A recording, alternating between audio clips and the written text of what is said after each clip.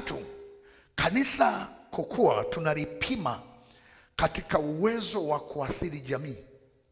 Uwezo wa kuathiri jamii.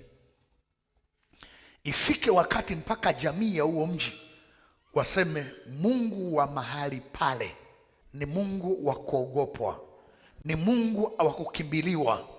Kwa nini? Kwa sababu kuna kitu wamekiona. Hata watu wa mataifa wanajua heshima ya Mungu wa mahali hapo. Na kuna mahali, kuna kiwango tusipoweza kuathiri jamii, hatutaweza kuwashawishi watu kuja kwa Yesu. Watatudharau, utatazama na angalia tu.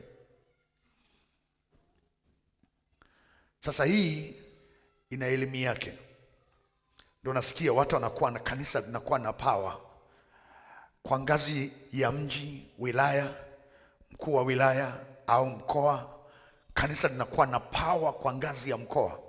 Vikao nyeti vinavyoamua hali ya mkoa. Unagundua mkuu wa mkoa hawezi kufanya maamuzi, lazima aitwe mchungaji fulani, lazima awe kwenye kanisa, kwa sababu anajua ile power alionayo. Wanajua wakimpata yeye amepata jamii. Na hii inaenda kwa ngazi mpaka taifa. Nimeona kuna nchi zingine, kuna watu watumishi wana power kiasi gani, kiasi kwamba hata viongozi wa nchi duniani katika nchi hawafanyi maamuzi mpaka huyo mchungaji awepo, kwa sababu ya heshima na ile nguvu ya ushawishi alionayo. Na hata ukisema tufunge, unaweza kushauri rais ili jambo liende, naomba tufunge siku 3 kavu nchi nzima. Watatoa oda.